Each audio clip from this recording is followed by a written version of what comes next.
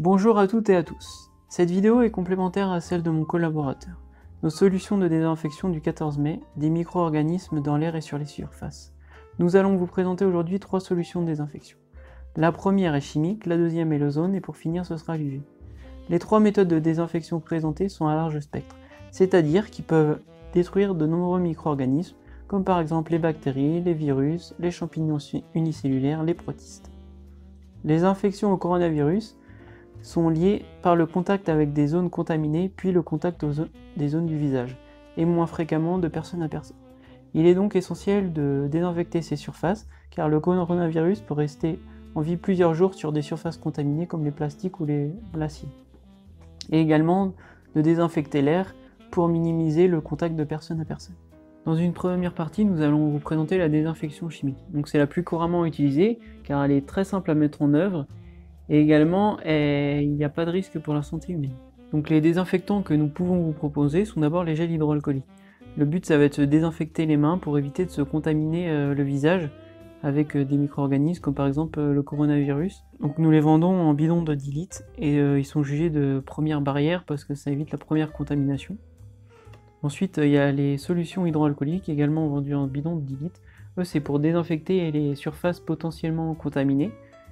Et donc c'est jugé de deuxième barrière parce qu'en fait si on touche la surface, elle est non contaminée, donc on ne peut pas se contaminer le visage après par la suite. La différence entre le gel hydroalcoolique et la solution hydroalcoolique, c'est que le gel hydroalcoolique ont un composé humectant qui évite le dessèchement des mains par l'alcool. Donc les diffuseurs pour les solutions hydroalcooliques, donc notamment pour les surfaces importantes qui prendraient du temps avec un chiffon et un simple bidon de désinfectant. Donc nous avons des diffuseurs électriques. Donc le premier à 300 ml par minute et le deuxième à 500 ml par minute. Donc là c'est pour brumiser et en fait le but c'est d'atteindre une plus grande surface en très peu de temps. Ensuite donc nous avons des diffuseurs portables manuels donc qui sont eux en fonction de la capacité et des surfaces que vous avez besoin, si c'est un bus ou si c'est des grands locaux. Donc le premier sera plutôt de 10 litres au centre, le deuxième à gauche sera de 30 litres et le deuxième à droite sera plutôt de 60 litres. Donc dans une seconde partie, nous allons vous parler de la désinfection à l'ozone. Donc c'est une méthode qui est utilisée pour stériliser, notamment dans les hôpitaux, pour stériliser tous les équipements, et donc pour réduire considérablement la propagation des virus et des bactéries. Donc la question qu'on pourrait se poser, c'est la stérilisation à l'ozone peut-elle tuer le coronavirus qui cause la maladie Covid-19 ? Donc il n'y a actuellement aucune publication scientifique qui prouve que le coronavirus, la souche du coronavirus, donc nommée le Covid-19, peut être détruit par l'ozone. Cependant, il y a des raisons de croire que oui, il peut le faire. Donc pendant l'épidémie du SRAS de 2003, la stérilisation à l'ozone a été utilisée avec succès pour purifier les environnements infectés au coronavirus mortel, donc qui est la même famille que le Covid-19. Comment la stérilisation à l'ozone tue-t-elle le coronavirus ? Les coronavirus sont classés parmi les virus enveloppés, qui sont généralement plus sensibles aux défis physico-chimiques. En d'autres termes, ils sont plus sensibles à l'ozone et vont plus facilement être attaqués par l'ozone. Donc comment ça marche ? L'ozone pénètre dans la coquille externe du noyau et qui endommage l'ARN du virus, et à plus forte dose va détruire l'enveloppe du virus, et donc on appelle ça l'oxydation. En termes simples, l'exposition du coronavirus à une dose suffisante, donc une concentration en ppm, donc milligrammes par litre, fois un facteur temps, peuvent endommager et détruire le coronavirus. Et les avantages de l'ozone, c'est que c'est un gaz, donc il peut se faufiler et se diffuser suite à une ventilation dans toute la pièce, et également atteindre des zones qui peuvent être compliquées à atteindre avec un simple désinfectant ou un brumisateur. Et il a une durée de vie de 20 minutes, donc en 20 minutes on sait que l'ozone s'est détruit à moitié. Et c'est un composé naturel qui est présent dans la couche d'ozone. Par contre ça a un inconvénient majeur, c'est que c'est très dangereux pour l'homme, donc c'est mortel, notamment aux doses qu'on utilise pour tuer le coronavirus. Donc il faut que la pièce soit mise en quarantaine, donc il faut absolument qu'il n'y ait pas de personnes, donc on ne peut pas le faire en désinfection quand il y a du monde, il faut que ce soit en quarantaine. Et également, il faut boucher tout ce qui est aération pour éviter de contaminer soit les pièces à l'extérieur ou les personnes qui peuvent passer proche du lieu de décontamination. Donc c'est pour cette raison que c'est très dangereux à utiliser et qu'on ne peut pas l'utiliser n'importe comment.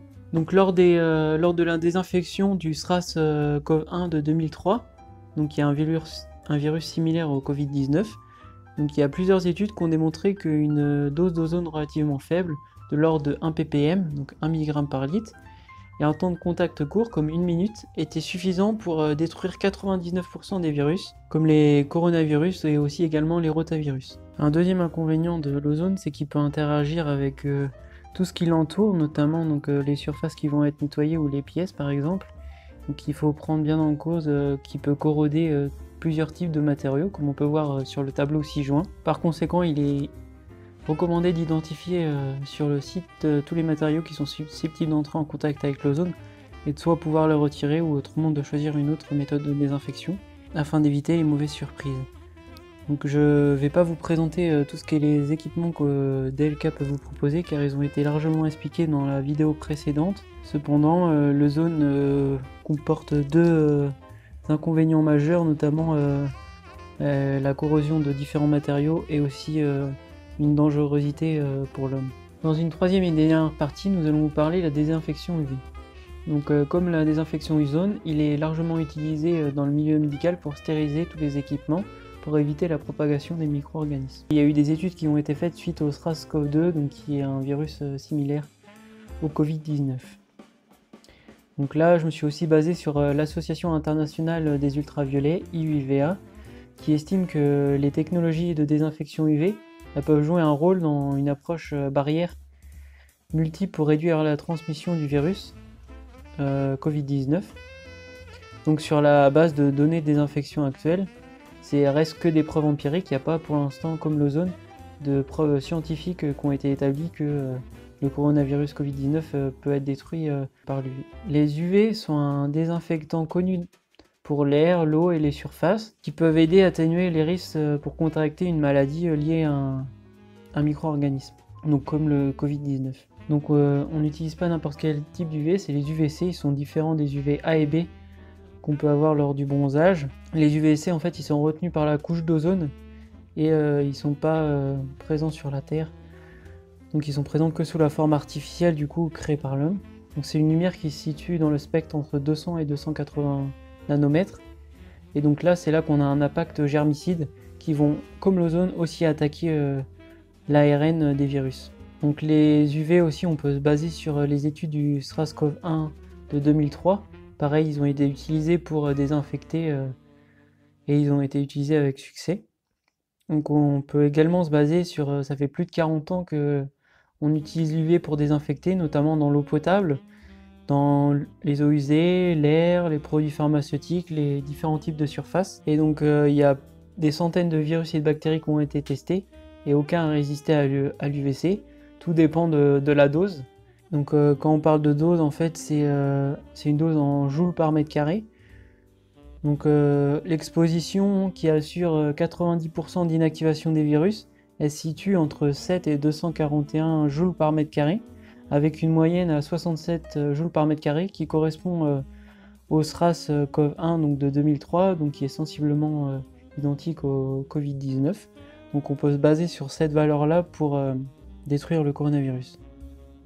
Donc c'est une valeur qui devra être confirmée par les études scientifiques futures. Par contre, ce qu'il faut savoir, c'est que l'efficacité de la lumière UV, donc en pratique, elle dépend de beaucoup de facteurs tels que le temps d'exposition, la capacité de la lumière UV à atteindre les virus dans l'eau, l'air, par exemple les plis, les crevasses ou les différents matériaux et surfaces.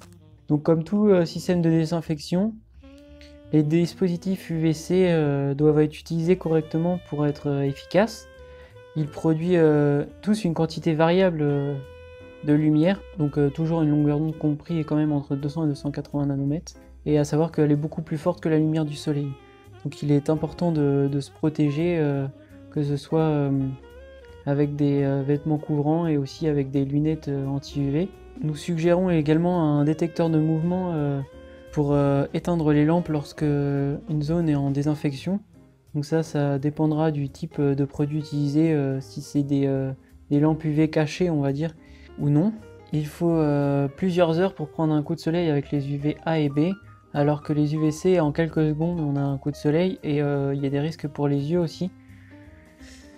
Et donc c'est pour ça qu'il faut porter les équipements de protection. Donc aussi pour déterminer la dose nécessaire, on a un appareil de mesure portable qui permet de mesurer le rayonnement UV. Donc ça permet de définir le temps d'exposition afin d'avoir la quantité de joules par mètre carré qu'on veut atteindre. Donc 67 est un bon objectif. Donc ce qu'il faut savoir, c'est que plus la lampe va être proche de la surface, plus le temps d'exposition il sera court, parce que plus le rayonnement il sera plus puissant sur la surface. Donc sur les appareils que nous allons vous présenter par la suite, en quelques minutes on atteint cette zone. Et tout ce qu'il faut savoir, c'est que la quantité d'ultraviolet nécessaire à la destruction d'un virus quelconque varie considérablement en fonction de différents facteurs comme la forme, le type de matériel sur lequel il se trouve. Pour finir, nous allons vous présenter les produits de désinfection UV que nous pouvons vous proposer. Donc d'abord, c'est les bâtons UV qui peuvent être insérés dans des conduites d'air pour désinfecter l'air qui circule dans les locaux. Le deuxième produit est quant à lui autonome. Il permet de traiter l'air. En fait, il y a un ventilateur qui va forcer à entrer l'air en contact avec les rayonnements UV.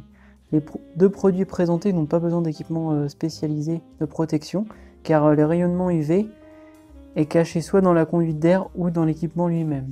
Le troisième équipement, c'est un néon qui peut être accroché style sur un mur ou sur une paroi pour désinfecter.